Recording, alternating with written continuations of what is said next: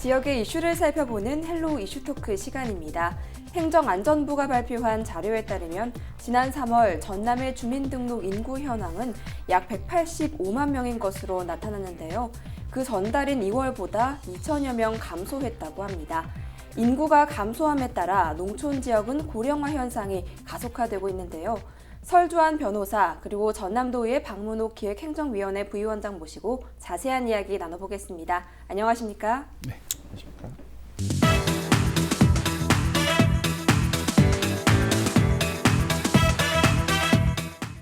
네, 먼저 자세히 살펴보기에 앞서서 전남의 인구 현황에 대해서 설명해 주시죠. 네, 전라남도의 인구 문제가 가장 어떻게 보면 무거운 문제입니다. 우리 전남에 있어서는요. 근데 이번에 보니까 전국적으로도 대한민국 인구수가 통계청 자료에 의하면 약간 줄었어요. 항상 조금씩 늘어나는데 이제는 좀 전반적으로 인구가 감소되고 있는 분위기로 가고 있습니다. 자연 감소가 우리 출생률보다 훨씬 높기 때문에 나타나는 현상이라고 볼 수 있고요. 우리 전남의 인구를 살펴보면은 작년 12월 말 기준으로 해서 그때 인구보다 약 10,000여 명이 줄어들었습니다. 이러한 추세로 간다면은 올 연말 정도에는 작년하고 비슷한 약 25,000명 정도가 줄지 않을까 좀 그런 걱정이 앞서고 있고요. 그리고 이제 다른 지역을 또 살펴보면 경북 그리고 전라북도에서 이제 퍼센트로 따지면 전남이 1위, 유출된 순위로 1위, 그리고 이제 경북이 2위, 그리고 전북이 3위를 나타내고 있습니다. 그리고 이제 반대로 인구가 많이 늘어난 이제 시도를 살펴보면 경기도가 약 5만 명 정도 늘었어요. 그리고 서울이 대략 한 4,500명, 세종시도 같은 수 정도 늘어나고 있습니다. 아직도 이제 전라남도라든가 다른 지역에서 상당히 예를 많이 쓰지만은 수도권 집중화가 아직도 좀 심화되고 있는 부분을 해소하지 이제 못한 그런 것 같고요. 그리고 2월 달에 특히 우리 전라남도는 이제 취업 그리고 학업을 위해서 많은 청년들이 떠납니다. 청년들이 떠나는데 보면은 이제 통계 결과를 보면은 우리 전라도에서는 청년들이 떠나지만은 이제 반대로 유입되는 인구를 보면은 이제 중장년층이 들어오고 있어요. 그리고 한번 좀 나간 우리 청년들은 쉽게 전라남도로 돌아오지 않는다는 것이 가장 어떻게 보면 우리한테는 좀 뼈아픈 현실인 것 같습니다. 네, 전남의 전반적인 인구 감소세를 설명해 주셨습니다. 그렇다면 이렇게 인구가 계속적으로 감소되는 원인은 무엇입니까? 네, 현재 전남의 인구가 그러니까 3월 기준, 저번 달 기준으로 185만 9,200명 정도가 되더라고요. 그러니까 2020년 올해 들어서 2월 달 전남 인구의 순이동, 그러니까 뭐 전입하고 전출을 플러스 마이너스 한 것을 보면 지난달이죠. 2020년 2월달 기준으로 전입이 21,500명 정도가 됐고요. 그다음 전출이 23,500명 정도 되더라고요. 약 2,000명 정도의 순유출이 있었고요. 그다음에 그 전에 예를 들어서 올해 들어서 1월달 같은 경우에도 마찬가지로 순이동은 마이너스 3,000명 정도가 됐습니다. 그러니까 지금 계속적으로 1월, 2월, 3월 계속 지금 지속적으로 지금 감소를 하고 있는 추세인데요. 주로 아까 의원님께서도 말씀하셨지만은 주로 이제 전남에서 유출되는 인구의 이제 연령대별로 좀 나눠볼 필요가 있는데 이제 그 10대 후반에서 20대까지는 대부분 이제 학업을 이유로 수도권으로 많이 이동하는 경우들이 있습니다. 특히 전남 같은 경우에는 이제 광주로 이동을 하거나 광주에 있는 학생들 같은 경우에는 또 수도권이나 서울로 많이 가기도 하고요. 전남도 마찬가지입니다. 그런 일들이 많고 그리고 20대 중반이 넘어서 이제 그 취업 연령이 되면 이제 임금이라든지 어떤 양질의 일자리가 어떤 이주의 핵심이 되는 것 같습니다. 어떤 뭐 누구나 마찬가지로 좋은 일자리, 양질의 일자리를 찾아서 이동을 하는 것은 뭐 당연한 일이라고 생각 들고요. 그다음에 이제 30대 같은 경우에는 지금 뭐 어느 정도 취업을 한 상태 아니면 뭐 자영업을 한 상태에서 아니면 본인의 자영업의 소득을 늘릴 수 있는 곳 아니면 뭐 취업을 한 상태라면 임금이 더 나은 곳으로 이주를 하는 경우들이 많습니다. 이제 40대 같은 경우에는 이제 유출되는 경우들이 고용률에 좀 영향을 많이 받는 편이고요.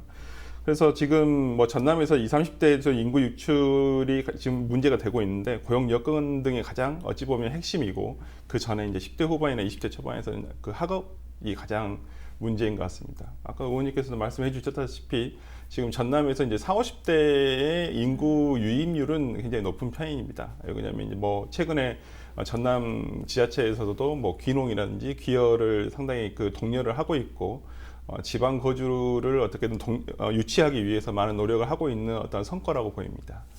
네, 연령에 따른 인구 감소의 원인을 분석해 주셨습니다. 이렇게 계속해서 인구 감소세가 유지된다면 인구 소멸 위험 가능성도 높아질 것 같고요. 또 다양한 문제점들이 발생될 것으로 보입니다. 어떻게 보십니까?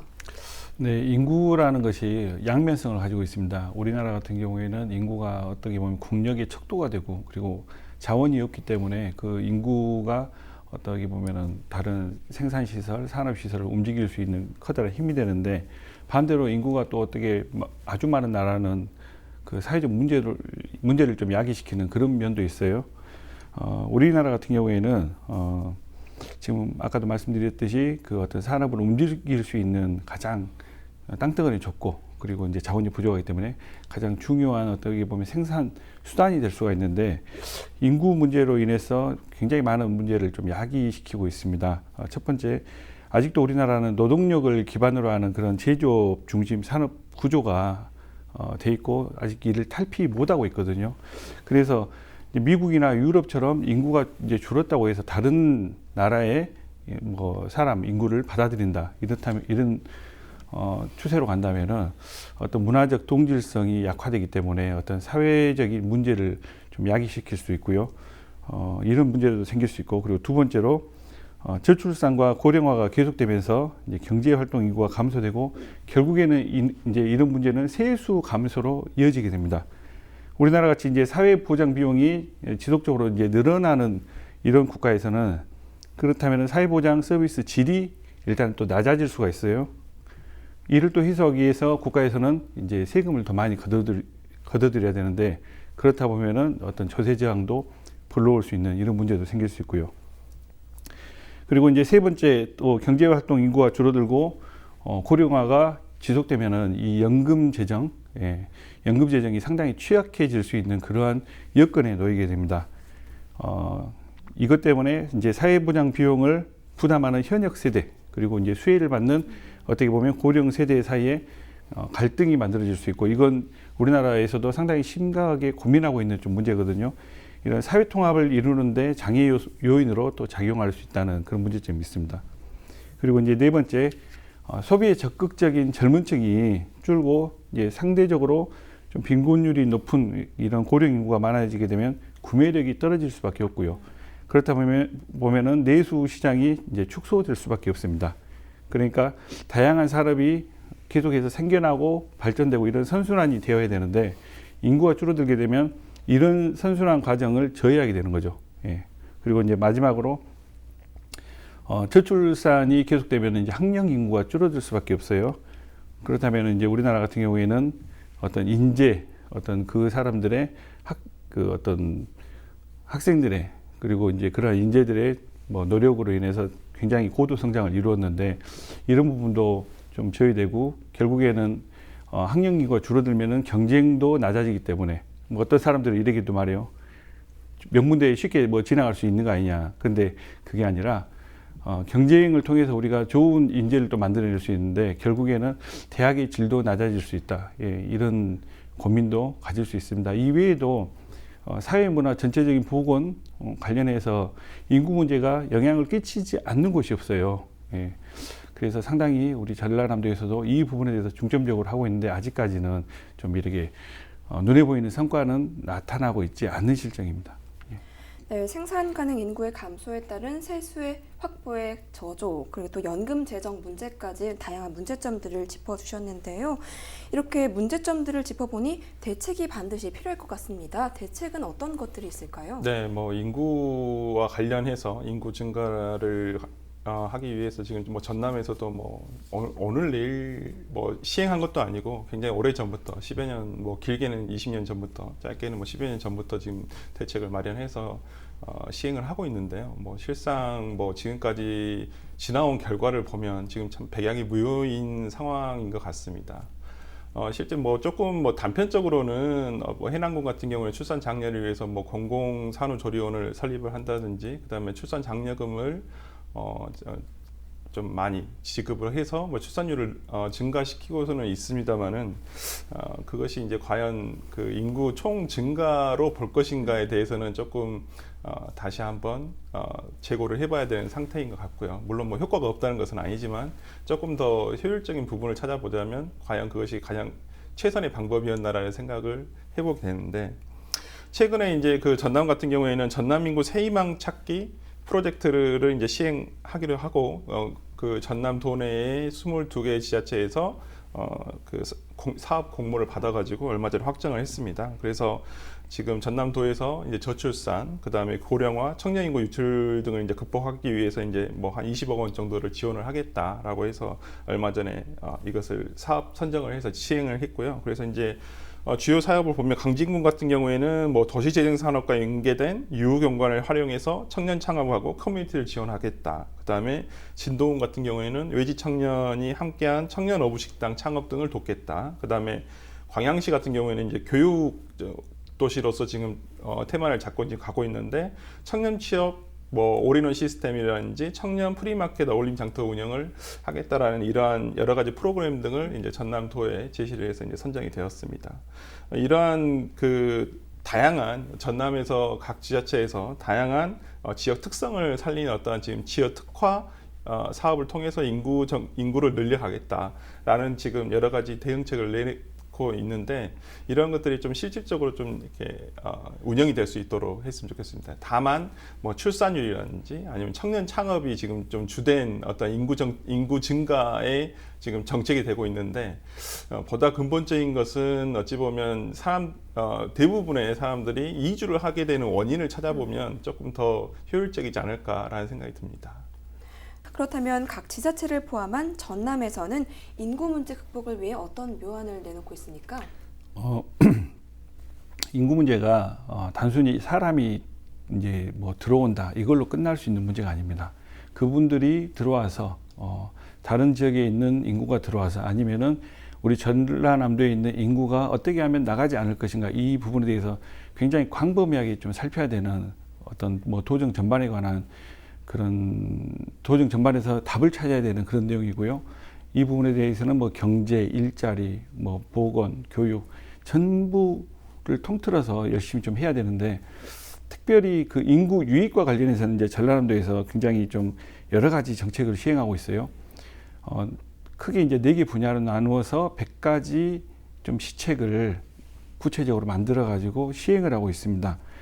지난해 이제 우리 전라남도는 전남에서 먼저 살아보기, 그리고 귀농, 귀촌, 박람회 등을 통해 외부 인구가 우리 이쪽 전남으로 돌아올 수 있도록 한번 그 어떤 정책적인 활동을 했고요. 그리고 청년들과의 간담회, 그리고 이제 타운홀 미팅, 그리고 이제 청년 디딤돌 통장 등을 통해서 전라남도에 있는 청년들이 외부로 빠져나가지 않게끔 그런 좀 사업들을 벌이고 있습니다.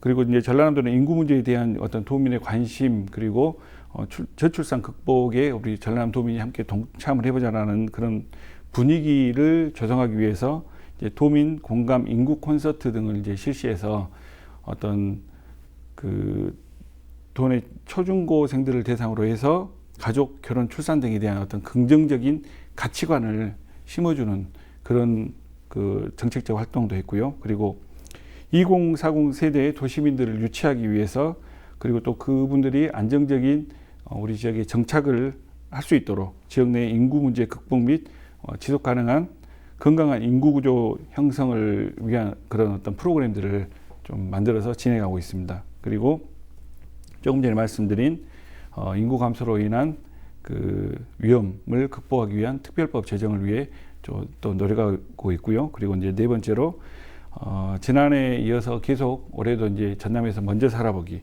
그리고 귀농, 귀촌, 박람회 등을 통해서, 그리고 이것은 전라남도만 하는 것이 아니고 각 지역의 각 지자체에 있는 어떤 농가, 그리고 마을 공동체가 함께 그 이런 사업을 공통적으로 벌여서 다른 외지에 있는 사람들이 우리 전남에서 먼저 살아보고, 그 사람들이 어떤 소외감을 갖지 않고 이질감을 갖지 않고 한 곳에 융합돼서 떠나지 않고 이곳에 정말 잘 정착할 수 있도록 그런 프로그램들을 만들어서 대응하고 있습니다. 네, 인구 유출 문제를 극복하기 위한 전라남도의 다양한 대책들에 대해서 말씀을 들어봤습니다. 그렇다면 마지막으로 넘어가서요.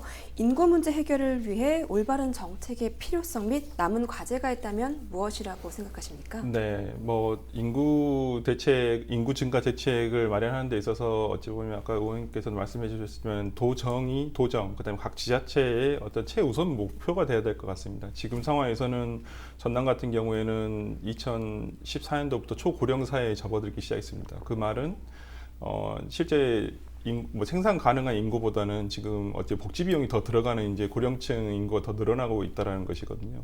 그렇다 보면 물론 복지 국가를 위해서도 뭐 국가적으로도 아니면 뭐 지방에서도 많이 노력을 하고 있습니다만은 이 복지 비용이라는 것은 어찌 보면 이제 생산이 필요할 수 있는 생산을 할 수 있는 비용과는 조금 거리가 있거든요.